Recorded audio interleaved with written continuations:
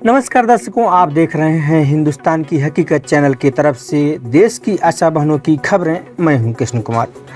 बता दें, आज मैं आपको एक बहुत ही अच्छी खबर से अपडेट कराने वाला हूं, जो हरियाणा की आशा बहनों का है। 46 दिन के बड़े संघर्षमय विशाल हड़ताल को देखते हुए अब हरियाणा स्वास्थ्य विभाग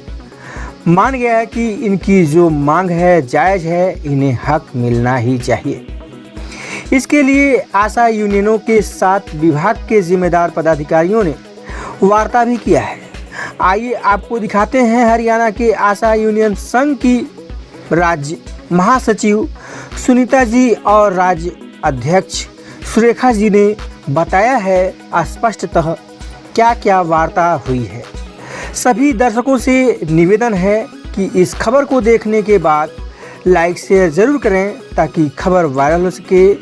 आशा बहनों की मदद हो सके। देखिए रिपोर्ट। नमस्कार सभी को, मैं सुनीता आशा वर्कर्स यूनियन की राज्य महासचिव। आज जो है विभाग के साथ शाम 4 बजे आशा वर्कर्स यूनियन के प्रतिनिधिमंडल की बैठक हुई है। बैठक सकारात्मक हुई है। विभाग ने ये एडमिट किया है, ये माना है कि आशा वर्कर्स जो है वो बेहद गंभीर परिस्थितियों में बहुत महत्वपूर्ण कार्य कर रही हैं और उनको दिए जाने वाले मानदेय जो है वो कम है। सकारात्मक रूप से जो है विभाग द्वारा बातचीत की गई है और विभाग ने ये कहा है कि अगले हफ्ते में ही सरकार के प्रतिनिधि जो हैं हमसे और विभाग के प्रतिनिधि बैठ करके आशा वर्कर्स यूनियन के डेलीगेशन से दोबारा वार्ता करेंगे। कुछ चीज़ों पे आज जो है विभाग ने अपने स्तर पे सहमति बनाई है और उन सहमतियों को जो है वो फाइल पे लेकर के कल पीआईपी में भेजने का उन्होंने जो है आश्वासन दिया है। और कुछ चीज़ें जो है हमें अपनी आशा वर्कर्स यूनियन राज्य कमेटी में डिस्कस करनी है, वो हम अपनी राज्य कमेटी में डिस्कस करेंगे और उसके बाद जो है उनका प्रपोजल हम सरकार को अगली मीटिंग में देंगे। धन्यवाद। साथ ही ऐसा है कि एक गतिरोध, हम सब जानते हैं कि गतिरोध बना हुआ था विभाग के बीच में और आशा वर्कर्स के बीच में और सरकार के साथ भी और आशा वर्कर्स के साथ, कि हम 46 दिन से हम हड़ताल पे हैं लेकिन कोई वार्ता नहीं हो रही थी। तो एक तो ये हम कह सकते हैं कि सकारात्मक बात है कि बातचीत का रास्ता खुला है और न केवल बातचीत का रास्ता खुला है, आज हमारा जो 10 सूत्री मांग पत्र है उन 10 की 10 मांगों पे काफ़ी विस्तार से बात हुई है मिशन डायरेक्टर के साथ और उन 10 मांगों पे हम कह सकते हैं कि काफ़ी एक सकारात्मक तरीके से विभाग द्वारा रखा गया है। उसके अंदर पक्ष हमारे लिए कुछ ऑफर भी रखे गए हैं, कुछ काम के संदर्भ में भी हमारी बातचीत हुई है और वो तमाम चीज़ें जो हैं हम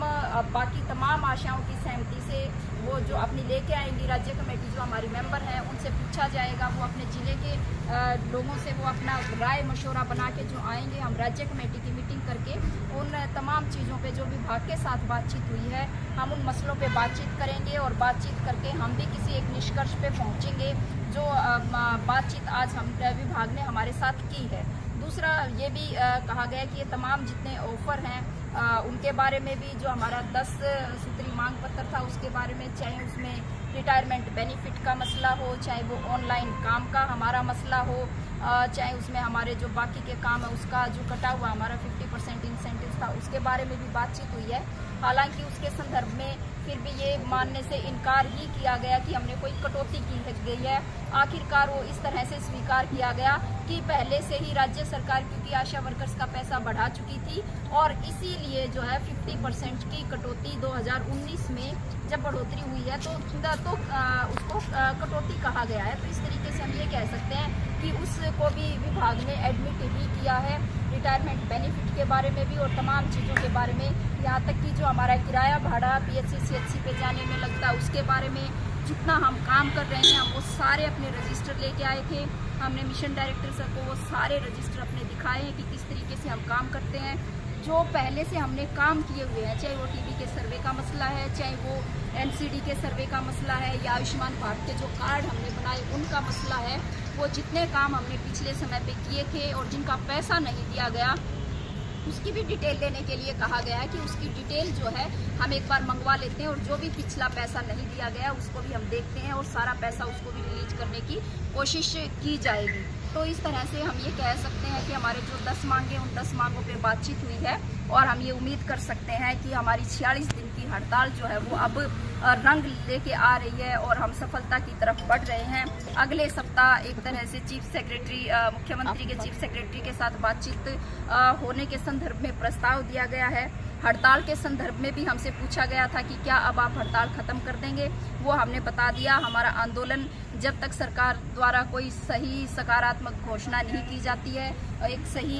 मीटिंग नहीं होती है और उसमें तमाम जो हमारे मुद्दे और मसले वो हल नहीं हो जाते, न केवल हल हो जाएं, वो सरकार की तरफ से उनकी घोषणा हो और वो लिखित में हमें कागज़ पे जब हमें थमा दिए जाएंगे तो हम जो है ज़रूर हम हड़ताल वापस ही लेना चाहेंगे, हम काम करना चाहेंगे। लेकिन जब तक ये ऐसा नहीं होता तब तक हम हड़ताल पे बने रहेंगे। इसीलिए हम इसको एक सकारात्मक पक्ष मान रहे हैं कि जो बातचीत आज हुई है वो। दूसरा, मैं सभी आशाओं से ये भी अपील करना चाहूँगी कि हमारा आंदोलन जब सफलता की तरफ बढ़ रहा है, 25 तारीख को हमारा जेल भरो आंदोलन है, तो जेल भरो आंदोलन में हमने आशाओं से तो अपील की ही है कि भाई वो तो आएंगे ही, हमारा तो आंदोलन है, लेकिन आशाओं से अलग हमारे परिवार के सदस्य, हमारे बच्चे, जितने जन संगठन जो अभी तक हमें समर्थन दे रहे हैं, हमारे लाभार्थी जिन्होंने हमें समर्थन दिया है, उन तमाम से भी अपील है कि जो 25 तारीख को हमारा जेल भरो आंदोलन है, उस जेल भरो आंदोलन का वो हिस्सा बने और हमारा जो आंदोलन दिन प्रतिदिन सफलता की सीढ़ियाँ चढ़ रहा है उसको कामयाब बनाने में वो हमारी मदद करेंगे। ये